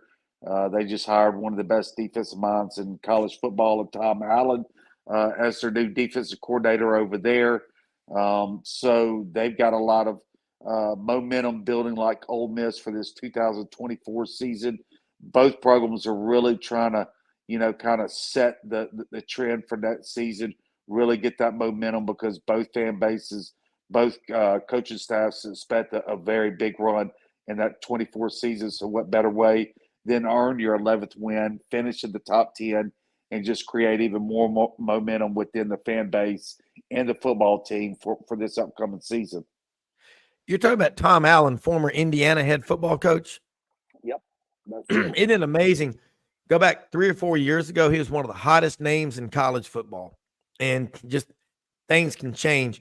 But one thing I see Penn State when they play, James Franklin is 3-17 against top 10 matchups since he's been the coach at Penn State. Again, I know when they came down to Auburn last year, I mean, they ran through Auburn like steel shot through a duck. I mean, it was ugly, and they have flat out got players, but so does Ole Miss. They've got them, and the only two teams that Ole Miss lost to are, Georgia and Alabama, and everybody else did too. except Alabama beat Georgia in the SEC championship game. But I do think it's going to be a hell of a game. All right, we're going to be talking a lot more as we get into this about college basketball. You were the guy last year ahead of everybody else that said, hey, look, just going to put this out there. Don't be surprised if Chris Beard isn't named the new basketball coach at Ole Miss. I've been to a lot of basketball games over the years down in Oxford. Love the Tad Pad. I love the pavilion. It's like the Auburn Arena, Neville Arena. Nobody's more than 43 feet away from the court. It's a great environment. They've got Raising Cane chicken tenders, which I just like melt in your mouth. Let's talk about that Ole Miss basketball team because they're just tough. They're diving for balls. They embody the personality of their coach. Chris Beard, we all know what happened at Texas. I don't know. I wasn't there, but I know one thing. He's been given a chance at Ole Miss, and I think he is going to be a candidate for Coach of the Year by the end of the year. They're not going to win the league, I don't think. But I think when you play them, you better strap it on and be ready to play a full 40 or they're going to run you out of the gym. Yeah, I meant to really arguably the most improved team from game 1 through the game 12 in the country. I watch a lot of college hoops as well, and just to see what this team was at the beginning of the season, those first 2 or 3 games, compared to what they are now, these last 2 or 3, it's like I told tell my buddies, this team today would have beat the team the first 2 or 3 games by 25, 30 points on a neutral court. They're just night and day different team. The rotations on defense are on cue now. There's no open shots, nowhere on the floor. The outside shooting is night and day different. I believe through the first 3 games, they were shooting 18% from 3-point. And the last 5 games, they're shooting 48.6% from 3-point. So it's just it's remarkable. It really is. Beard is arguably the best college basketball coach in the country, if not the best. He's one of the top 5. There's a reason why year 1 at Little Rock, they went from a 13-win team to a 31-team win team. And then year 1, he goes to Texas Tech and they won 12 games and they win 19. The second year they're, in the tournament, and the third year they're in the grade 8. The fourth year they're in the Final Four, and the fifth year they're playing for the championship and was a bucket away from winning it all there in overtime. And then he goes to Texas and they're down, and he takes them to the NCAA in their first year there. He had the off the court issue there that was it was kind of Ole Miss's blessing in the sky, right? They don't get a Chris Beard if it weren't for that. And they're taking advantage of it. And we'll see where it goes from here. Are they the most talented team in the country? No. Do they still lack an offensive minded center or somebody in the front court? Yes. But they've got a lot of good pieces. They're really talented at guard. They've got a really deep wings. There's 2 to 3 that could probably play anywhere in the country. And they're getting better and better game by game. And it's they are a fun team to watch right now. Yeah, and he's got a hell of a staff that, people like. And Wes Flanagan was with him at Little Rock, then it went back to Auburn where he played. And then now he's back with him, and so is Alan Flanagan, who's a hell of a player. I mean, Chris Beard and Bruce Pearl, those kind of coaches, man, they don't sit there and say, when I get my players, we're going to have a lot of fun. They look at you and say, you are my players. These are my players. And they'd be fun. I think Ole Miss fans are I agree with this guy, Thomas in Gulfport. Thank you for watching. Rebels are on the verge of a great run. I think he's talking in football, but I also think in basketball, because they're recruiting. Beard can recruit, and Wes Flanagan is lethal as a recruiter. Talk about the makeup of that staff real quick. We're waiting on Rodney or Tyler Insider to join us in just a minute, but just here in about a minute or so, how do you rate this staff? What's good? What stands out? Well, I mean, you can't do it by yourself. And Yeah. he's put together guys that are very talented, very experienced, but guys that he's coached with before. Al Pinkins was with him there at Texas Tech. He was at Ole Miss before when under AK. So he's a guy that he's worked with before. As you mentioned, Wes Flanagan. He worked with him before. Then you look at Baum Dunwald, a guy that is one of the, he coached off in Europe, in the professional league for a number of years, coached with him over there at Texas. So it's guys that he's worked with before, very talented staff, very experienced staff. And it is undoubtedly an elite coaching staff. There's no question about that. Yeah. All right, let's do this. We'll take a quick break. Yancy, stay with us if you can. I know you want to talk to Rodney or Tyler Insider, one of the OGs, the original guys. Been doing this a long time, but we'll be right back after this quick commercial break on Sidelines.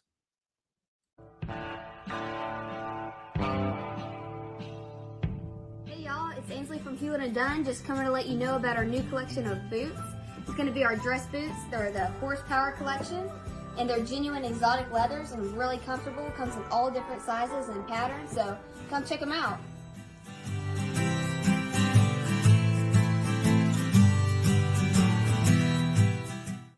Red River Ford and Toyota, located in Wynne, Arkansas.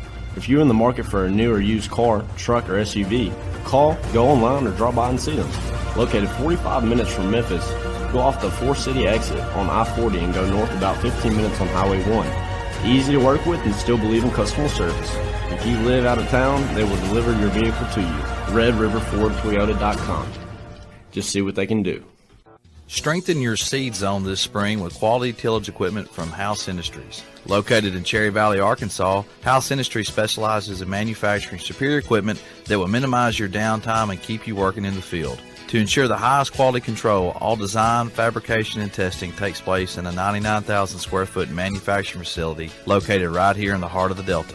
Locate your nearest House equipment dealer online at houseindustriesinc.com. House Industries, breaking ground. Sidelines with Rob Browne. Talk sporty to me.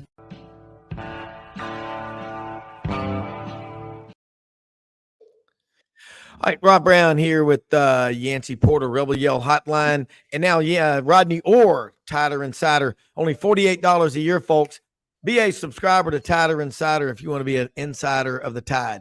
And they also do a great show Tuesday nights, 6:30 in the PM Central. He and Gary Harris, Tyler Insider TV. If you have not seen this show, you've missed out, but you can watch them all. They're all put up on YouTube. But every Tuesday night, they do nothing but cover Alabama from A to Z, every sport at the capstone. Rodney, Merry Christmas. Thanks for joining us. I know you said you've got a limited about 15 minutes or so today. Alabama getting ready to play Michigan. That's the focus of the world, that along with Texas and Washington. But what are you hearing down there in Tuscaloosa? Yeah. Hey, well, first of all, Rob, you and Yancy, I hope you guys and your families had a Merry Christmas, and I appreciate your having me on. But, I think, Rob, the practices here went really, really well. My understanding is there was a lot of spirited practices that they had, and they got a lot accomplished, but they flew out yesterday to Pasadena. They got a practice in there already. Of course, they'll practice throughout the week. Today is actually, in a normal week, this would be a Monday practice. Since the game is on Monday, 5 days from the game, this will be a Monday type practice that they have, and they kind of follow that schedule. Tomorrow will be a Tuesday practice, etc. So, I think just, right now, the preparation has gone really well. Yeah, and you're getting ready for a team like Michigan. they've won the Big Ten 3 years in a row. Harbaugh's got them in the playoffs, and of course he's under some scrutiny and all like that. But as it gets closer to the game, all that stuff goes out the window. So I think it's going to be an awesome matchup. I think Michigan. Did you point this out last week? Michigan, in their history of 1,000 wins, has 8 Rose Bowl wins, and Alabama has 5. That's pretty cool stat. Yancy, jump in here. Kind of surprising. Yeah, it is. Yeah, jump in here, Yancy. Yancy, you there? Hopefully. Yeah, I think Alabama, like I was talking about Ole Miss in basketball being the most improved team from game 1 to game 12. You look at Alabama in football, they're undoubtedly the most improved team from game 1 to game 12. Rodney, all those Alabama fans that was ready for Nick to retire at the beginning of the year, are they going to let Saban go ahead and coach another year? Well, they better hope he does. I mean, it is amazing though that how fans sometimes can be, and what he's done with this team. Like you said, the improvement they've made over the course of the season has been phenomenal. I can tell you, I still remember the night, September the 9th, outside Bryant-Denny Stadium after Nick Saban's press conference, standing there watching those Texas fans celebrate. I thought they were never going to go back to Texas, but listening to the Eyes of Texas playing on Sorority Row by their band. I mean, I was thinking, you know what, this season has the feel of one that's probably going to be 3 or 4 losses. I mean, it really did. And then the next week was not very encouraging against South Florida. So yeah, you're right. The job Nick Saban's done, but also, the players. I mean, the way they hung in there. It all starts with Saban and the staff for sure, but the way the players and I'm going to give Milroe a lot of credit, because I think Jalen Milroe was a big part of it. I'm not talking about just as his talent. I'm talking about the way he was determined that this team was going to have some success. Frank in Birmingham. Look, let's also give that Alabama offensive line a lot of credit. Wolford, they did a great job. You're right, Yancy. I mean, look, all of them. Sometimes it takes a leader, and I just think that these players rallied behind the leadership of Milroe. And he made a lot of mistakes throughout the season, but he also made a lot of improvement. And I think they just rallied behind this guy. He was determined to do well. But you're right. I mean, the offensive line, the way they improved, the job they did, and defense. I mean, Kevin Steele, they just as a group, as a staff, as players, they really did a great job in terms of the improvement that they made. Yancy, Rodney, Frank in Birmingham has a question. What area of the team improved the most this season? I mean, I think Yancy, as much as the defense did improve, the offensive line, I think that's my pick. But you know better than me.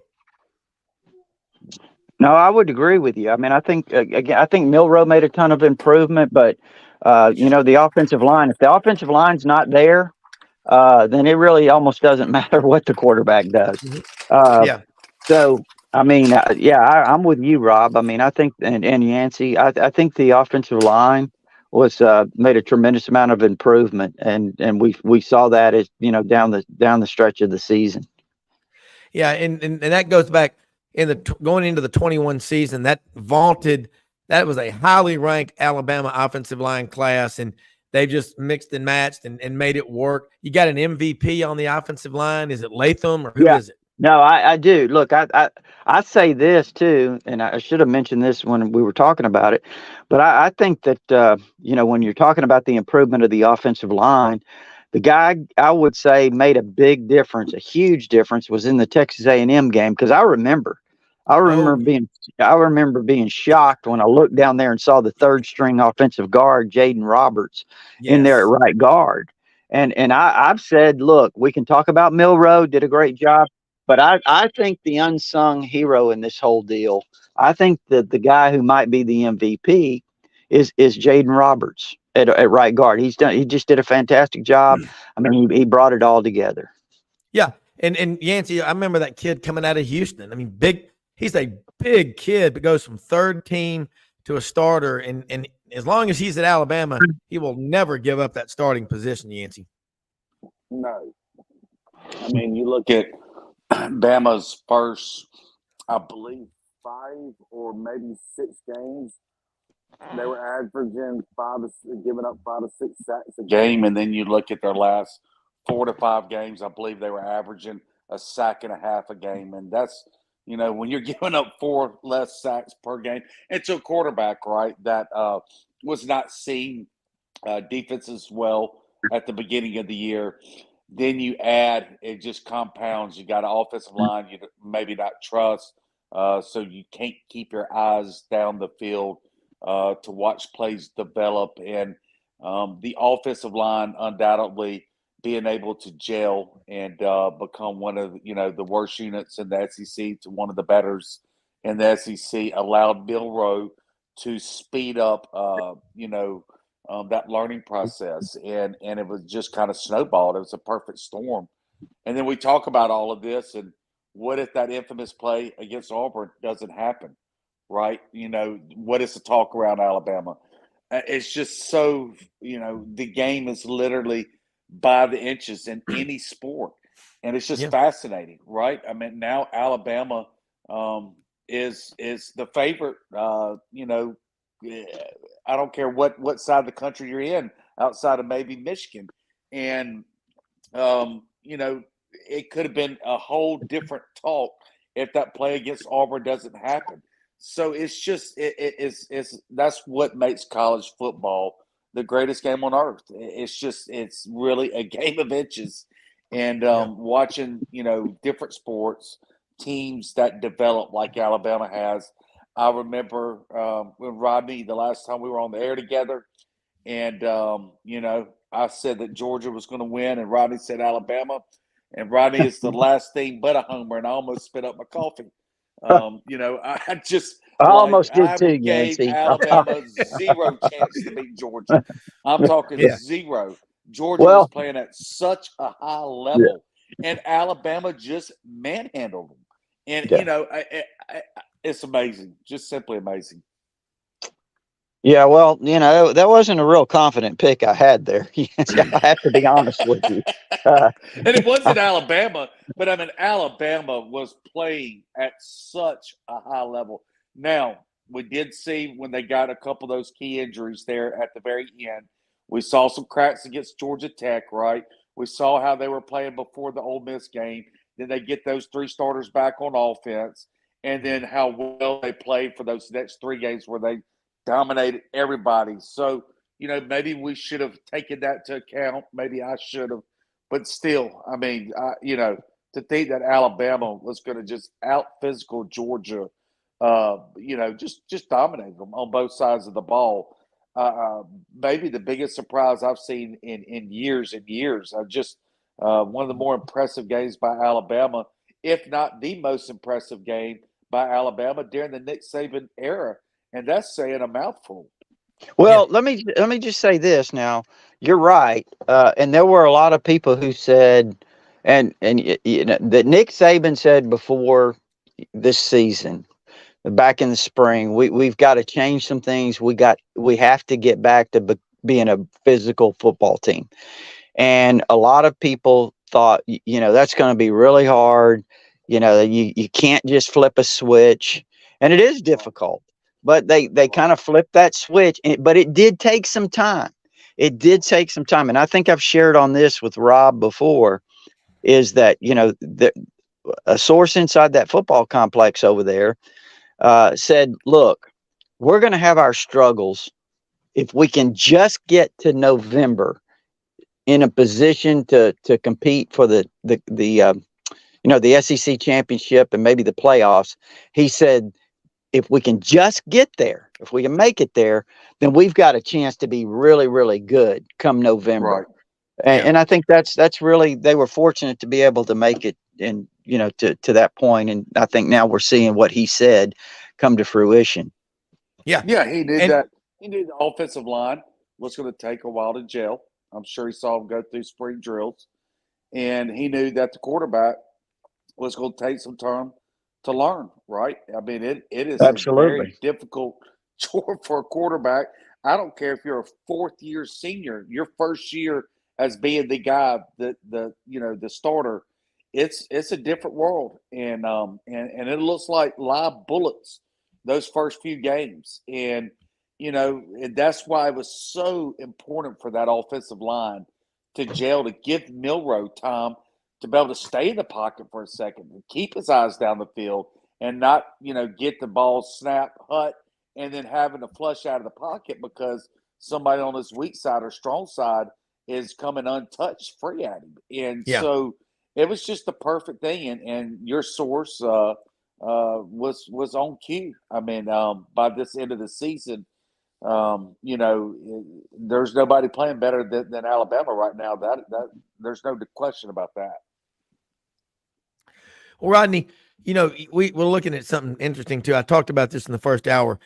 Recruiting. Alabama, you wonder why the Pac-12 is now, nothing anymore. It's the Big Ten. I looked at the top 10 players, the top 15 in the state of California this year. Alabama's getting 2 of the top 4. That's crazy. Wow. Yeah. I mean, and so this is and they're going out there to California. They may pick up another while they're out there for those Rose Bowl practices. That happens. I mean, that's why you love going to those kind of games.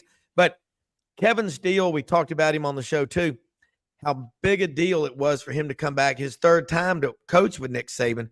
And the defensive line, there's only one Bo Davis, Rodney Garner. Those are 2 great defensive line coaches. But in the matchup against Texas, Texas's defensive line won that first time. Where do you rate Alabama's defensive line, the front 7 right now, as they get ready to go up against Michigan? Because Michigan can flat out get after your ass. Mm-hmm. Yeah, I mean, I think the defensive line is better. They've shown some improvement. They're not. I read something in The Athletic that was quoting some coaches, and they said, "Look, you look at Alabama's defensive line; they're pretty good. They're nothing like they were. They're not. You're not in fear to go against them. And I think that's fair. I mean, I do think they've been solid. They've been good. I think Aboybe's played really well. I think Tim Keenan has made a lot of progress. Tim Smith is he's got all the potential in the world, but I still don't think he's fulfilled it. And I'm talking now on the outside. I think Braswell's played great. I think, obviously Dallas Turner's had a great year. So those guys on the outside, Rob and Yancy, have played really well. On the inside, again, I think they're solid. They're good enough. They've flashed at times. They were really dominant against Texas A&M. And they've been pretty solid. I thought they played pretty well against Georgia, actually. But you know what? No, they're not what they were. They're not what you see Texas right now. They're not playing on that level. In fact, Texas had a player that won the Outland, right? Yes. Well, I talked to some people that said, look, he's not even the best guy on that defensive line. Bo Davis has coached them up. He's developed the talent and just done a fantastic job. And you know what?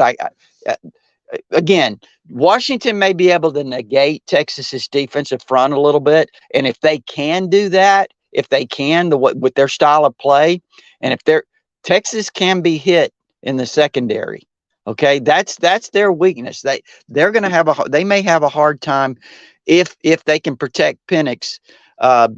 Texas may have a hard time stopping Washington throwing the football.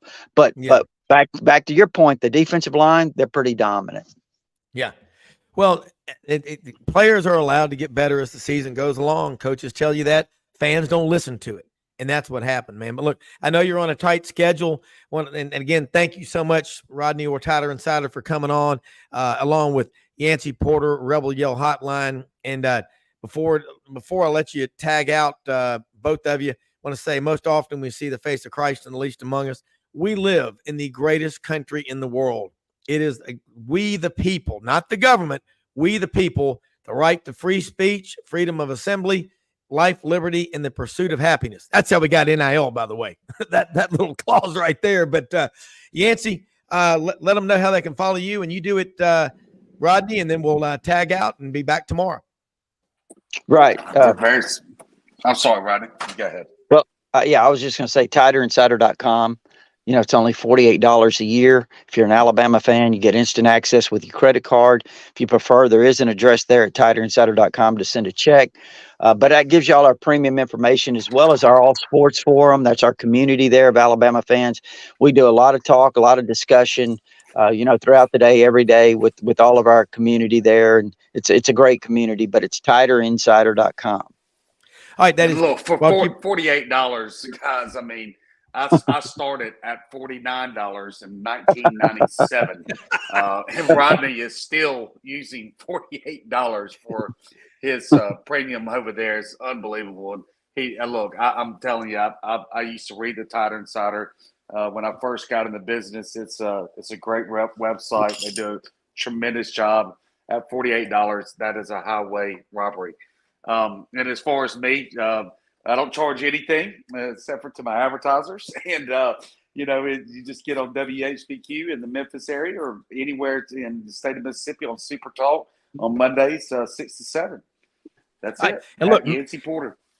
Yeah, and I love both of these guys, listening to them and reading them and following them. And this is brought to you by May Veterinary Clinic, Tuscaloosa, Northport, Alabama. Since 1964, Dr. Wayne May started it all. They have 7-day-a-week care. Sundays, drop off and pick up only at Camp May. They have an outdoor pool, connecting cat condos on the inside. Dr. Waller May, Dr. Guy May, all of their associates, the vet techs. They got flat screen TVs in there in the waiting room where they watch sidelines live on YouTube TV every day. May Veterinary Clinic, the best anywhere. Rodney Orr, Yancy Porter. In the first hour, we had Dudley Dawson, Vince Ferrara. To all of our listeners, viewers, and sponsors, thanks so much. We are out of here. We'll be back tomorrow. Have a great one and Merry Christmas.